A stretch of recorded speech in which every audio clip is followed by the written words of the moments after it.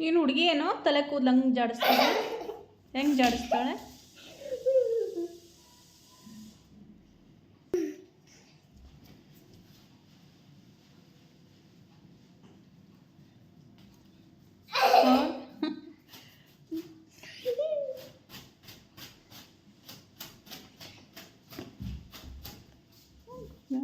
ನಾಟಕ ಎದ್ದಾಳೆ. ಹೋಗಿ ನೀನು ತಲೆ ಸ್ನಾನ ಮಾಡ್ಕೊಂಬ. ಮತ್ತು ನಾ ಮಾಡ್ಸಲ್ಲ ನೋಡಿ. ಈಗ ಮಾಡಿಸ್ಲಿ? ಫಂಕ್ಷನ್ಗೆ ಹೋಗ್ಬೇಕಾ?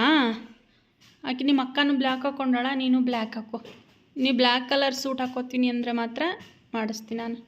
ಎಲ್ಲ ನೀನೇ ಮಾಡ್ಕೊಂಬ. ಪೊಲೀಸ್ ನನ್ನ ಇದ್ದಾರೆ ಅಂದರೆ ನಾ ಏನು ಕಳ್ಳಿನಾ? ಪೊಲೀಸ್ ನೋಡಿ ಹೆದರ್ಕೊಳಕ್ಕೆ. ಪೊಲೀಸ್ನಾಗ ಹೊಡಿತಾರ ನಾವು ಬಂದರೆ? ಈಗೇನಪ್ಪ ನಾ ಬರೋದ ಬೇಡವಾ? ಬರಲೇ ಬೇಡ? ನೀವು ಹೋಗಿ ಬರ್ರಪ್ಪ, ನಮ್ಮ ಕೆಲಸ ಐತಿ. ನಿಂಗೆ ರಾಡಿ ಮಾಡ್ತೀನಿ. ರಾಡಿ ನಡಿ. ಒಣಗ್ಲಿ ತಡಿ ಒಂಚೂರು ಗಾಳಿಗೆ. ಎದ್ದೇಳು, ಹಾಸ್ಕೊಂಡು ಮುಕ್ಕೊಂಡ್ರೆ ತಮ್ಮ. ಸ್ನಾನ ಮಾಡ್ಸಲ್ಲ ನೋಡ ನಿಂಗೆ. ನಡಿ ನಡಿ ನಡಿ, ಬೇಗ ನಡಿ. ಮಾರ್ಚ್ ಮಾರ್ಚ್ ಮಾರ್ಚ್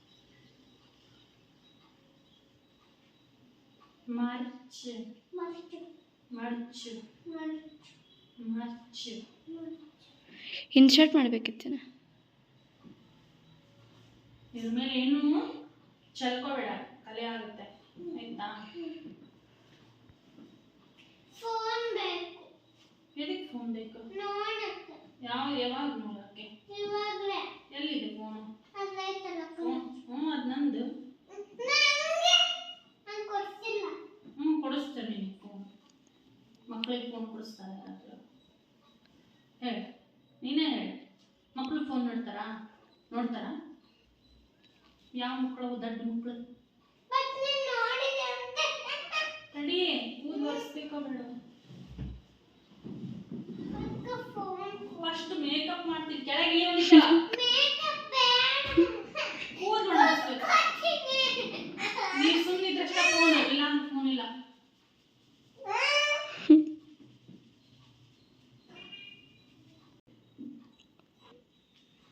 ಕತ್ತಿಟ್ಟು ಅಕ್ಕಂದು ಇಲ್ಲಿ ನೋಡಿಲ್ಲ ನಾ ಹಿಂಗೆ ಮಾಡು.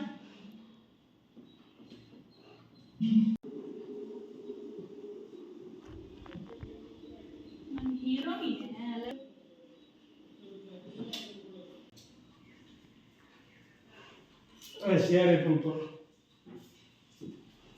ಕ್ರೀಮ್ ಹಚ್ಚಿಲ್ಲ? ಪೌಡರ್ ಅಷ್ಟೇ ಸಾಕ? ಕ್ರೀಮ್ ಬೇಡ? ಈಗ ಹಚ್ಚಲಿ? Look at me please. One time ಇಲ್ಲಿ ನೋಡಿಲ್ಲ, ಏನೋ ಮಾಡಿದ್ದೀನಿ ನಾನು. ಅದು ಹಾಂ, ಶುರು ಮಾಡ್ಕೊಂಡು ನೋಡಿ. ಬಾಯಿಲೆ ಹೋಗಿ ಬರ್ತೀನಿ. ಬ್ಯಾಂಕಿಂಗ್ ಮೀಟಿಂಗ್ ಉಂಟಾನ, ದೊಡ್ಡ ಸಾಹೇಬ. ಸೂಟು ಬುಟ್ ಹಾಕ್ಕೊಂಡು, ಶೂ ಹಾಕ್ಕೊಂಡೋಗಿ. ಇದಕ್ಕೆ ನಮ್ಮ ಸಾವ್ಕಾರ. ಹಾಂ, ಆಕಿನ ಹೋಗ್ಕೋತಾಳ. ಮೀಟಿಂಗ್ ಉಂಟಾನ ಬ್ಯಾಂಕಿಗೆ. ನಿಮ್ಮ ಅಕ್ಕ ಅಂದು ಮುಗಿಯಂಗಿಲ್ಲ ತಡಿನ. ಬಂದು ಬಟ್ಟೆ ಮಡಚಬೇಕು, ಅರ್ಥ ಆಯ್ತಾ? ಹಾಂ, 5ಕ್ಕೆ ರೆಡಿ ಹೋಗಿ ಮತ್ತೆ. ಏಕೆ? ಜಲ್ದಿ ಬರ್ರಿ.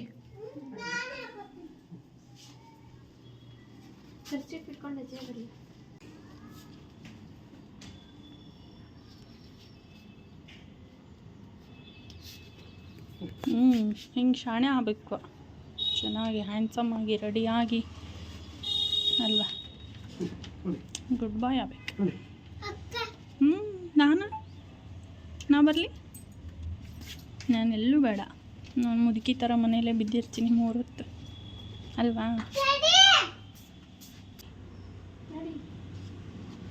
ಬೇಗ ಬರ್ರಿ ಆಯಿತಾ?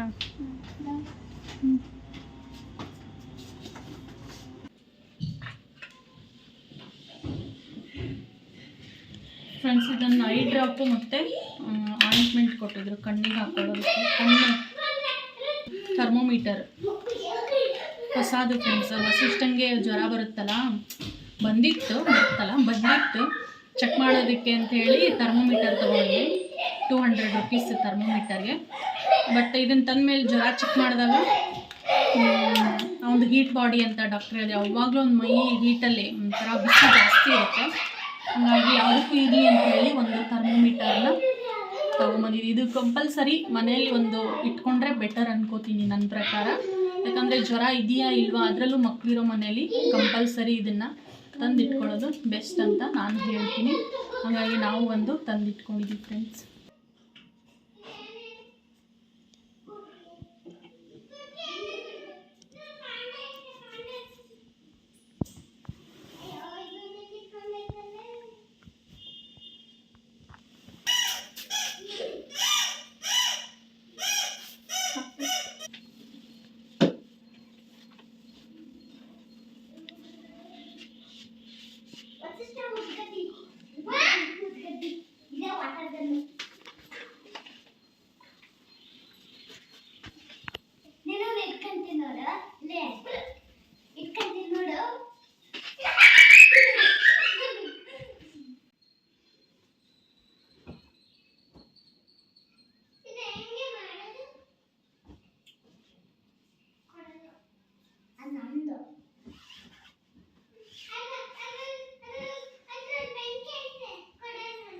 ಏನದು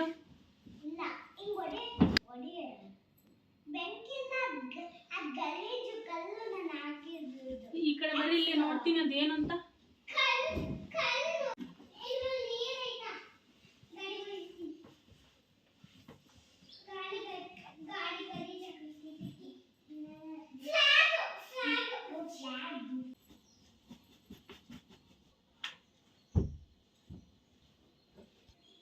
ಒಂದೇ ಸಲ ಮಾಡ್ಬಿಡ್ಬೇಕು, ಮುಂಚೆನ ಅದು ತೋರಿಸಿದ್ದೆ ತಾನೆ.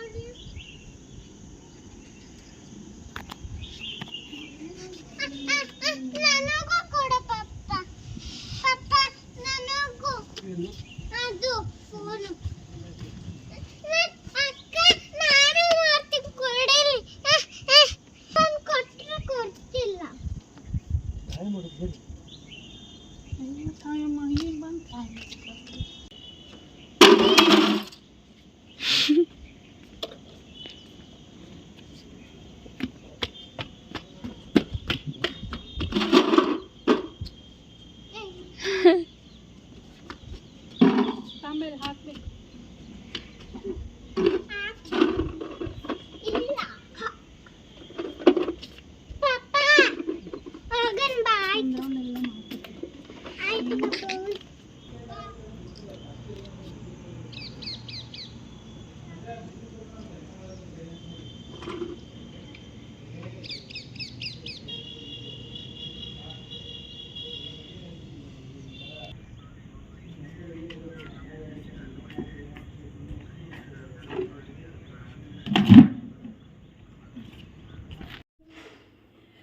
ಫ್ರೆಂಡ್ಸ್, ನಾನಿವತ್ತು ಹಳೆ ಸಂಪ್ರದಾಯ ಪದ್ಧತಿಲಿ ಬೆಣ್ಣೆನ ಹೇಗೆ ಕಾಸೋದು, ತುಪ್ಪ ಹೇಗೆ ಮಾಡೋದು ಅಂತ ತೋರಿಸ್ತಾ ಇದ್ದೀನಿ. ಇದು 1 kg ಇದೆ ಬೆಣ್ಣೆ, ನೋಡ್ತಿರ್ಬೋದು.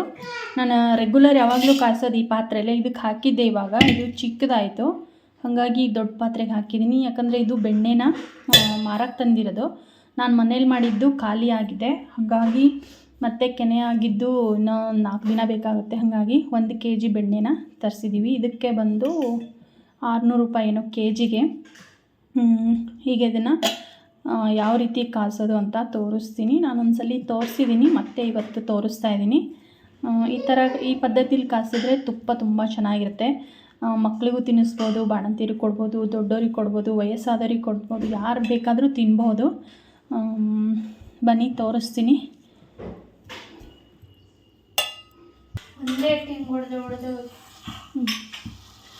ಫಸ್ಟಿಗೆ ನೀವು ಕರಗಿಸೋವಾಗ ಉರಿನ ಜೋರಾಗಿ ಇಟ್ಕೊಂಡ್ರೆ ನಡೆಯುತ್ತೆ, ತೊಂದರೆ ಇಲ್ಲ. ಆಮೇಲೆ ಮೀಡಿಯಮ್ ಉರಿಯಲ್ಲಿ ಕಾಯಿಸ್ಕೋಬೇಕಾಗುತ್ತೆ. ಈಗ ಇದು ಸ್ವಲ್ಪ ಕರಗೋವರೆಗೂ ನಾನು ಉರಿನ ಜೋರಲ್ಲೇ ಇಟ್ಟಿದ್ದೀನಿ.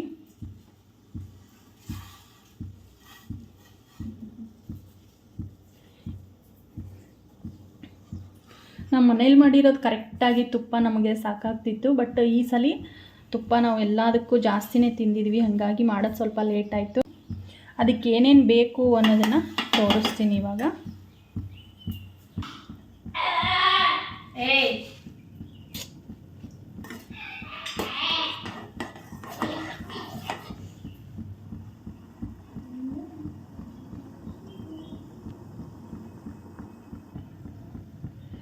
ಫ್ರೆಂಡ್ಸ್ ನೋಡಿ, ಬೆಣ್ಣೆ ಎಲ್ಲ ಕಂಪ್ಲೀಟಾಗಿ ಕರಗ್ತಾ ಬಂತು.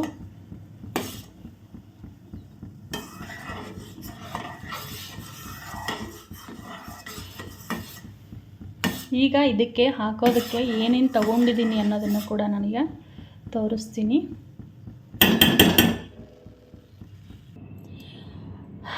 ಫ್ರೆಂಡ್ಸ್, ನಾನು ತುಪ್ಪ ಕಾಯಿಸೋದಕ್ಕೆ ಏನೇನು ತೊಗೊಂಡಿದ್ದೀನಿ ಅಂದರೆ, 1 ಬೆಳ್ಳುಳ್ಳಿ ತೊಗೊಂಡಿದ್ದೀನಿ, 1 ಗಡ್ಡೆ ಬೆಳ್ಳುಳ್ಳಿ, ಒಂದು ಅರ್ಧ ಅಥವಾ 1/4 ಸ್ಪೂನಷ್ಟು ಮೆಂತ್ಯ ಕಾಳು, 1/4 ಸ್ಪೂನಷ್ಟು ಉಪ್ಪು, 1 ಚಿಟಿಕೆ ಅರಿಶಿನ, 1 ಏಲಕ್ಕಿ ಮತ್ತು 4 ಕಾಳು ಮೆಣಸು ತೊಗೊಂಡಿದ್ದೀನಿ. ಇದಿಷ್ಟು ತೊಗೊಂಡಾದಮೇಲೆ 1 ವೀಳ್ಯದೆಲೆ ತೊಗೊಂಡಿದ್ದೀನಿ, 1 ವೀಳ್ಯದೆಲೆ. ಈಗ ನಾವು ಅದನ್ನು ತುಪ್ಪ ಕಾಯಿಸೋವಾಗ ಏನು ಮಾಡಬೇಕು ಅಂದರೆ, ಇದು 3 ಸ್ವಲ್ಪ ತರಿಯಾಗಿ ಕುಟ್ಟಿ ನಾವು ತುಪ್ಪ ಕಾಯಿಸೋವಾಗ ಹಾಕಬೇಕಾಗತ್ತೆ. ಇದಿಷ್ಟು ನಾನು ತುಪ್ಪ ಕಾಯಿಸೋದಕ್ಕೆ ಬಳಸ್ತಾ ಇರೋಂಥ ಸಾಮಗ್ರಿ. ಫ್ರೆಂಡ್ಸ್, ಇಷ್ಟು ತರಿಯಾಗಿ ಕುಟ್ಟಿಟ್ಕೊಂಡ್ರೆ ಸಾಕಾಗುತ್ತೆ ಇದನ್ನು. ಹಾಗೆ ವೀಳ್ಯದೆಲೆ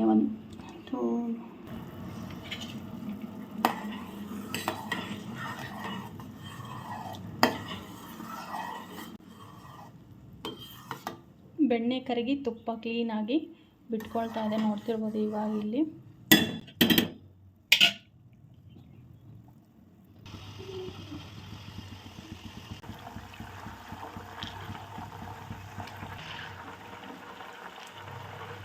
ಫ್ರೆಂಡ್ಸ್, ಈಗ ತುಪ್ಪ ಎಲ್ಲ ರೆಡಿ ಆಗ್ತಾ ಇದೆ. ಆಲ್ಮೋಸ್ಟ್ 3/4 ಭಾಗ ಆಗಿದೆ ತುಪ್ಪ. ನಾನೀಗ ಇದನ್ನು ಏನೇನೆಲ್ಲ ರೆಡಿ ಮಾಡಿ ಇಟ್ಕೊಂಡಿದ್ನೋ ಇದನ್ನು ಈಗ ಇದಕ್ಕೆ ಸೇರಿಸ್ತಾ ಇದ್ದೀನಿ.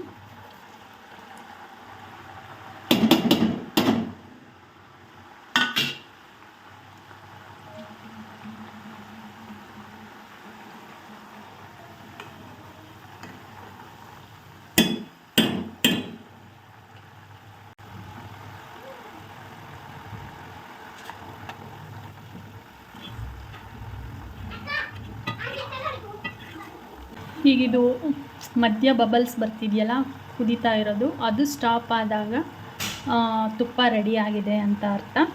ಈಗ ಇದು ಸ್ಟಾಪ್ ಆಗೋವರೆಗೂ ನಾವಿಷ್ಟು ಕುದಿಸ್ತಾನೆ ಇರಬೇಕಾಗುತ್ತೆ. ಉರಿನ ಮಾತ್ರ ಸ್ಲಿಮ್ಮಲ್ಲಿ ಇಟ್ಕೊಂಡು ಕುದಿಸ್ಬೇಕು. ಈಗ ಇದನ್ನು ಏನು ಮಾಡ್ತಿದ್ಯಾ?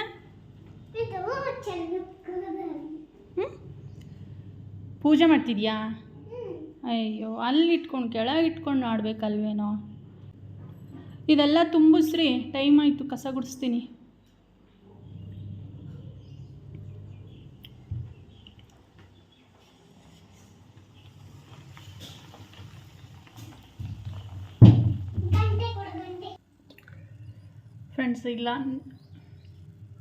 ಫ್ರೆಂಡ್ಸ್ ಈಗ ನೋಡ್ತಿರ್ಬೋದು ಕಂಪ್ಲೀಟಾಗಿ ತುಪ್ಪ ರೆಡಿ ಆಗಿದೆ. ಇದು ತಣ್ಣಗಾದ್ಮೇಲೆ ಇದು ಕಂಪ್ಲೀಟಾಗಿ ತಣ್ಣಗಾದ್ಮೇಲೆ ನಾನು ತೋರಿಸ್ತೀನಿ ಯಾವ ರೀತಿ ಆಗಿದೆ ಅಂತ ಹೇಳಿ.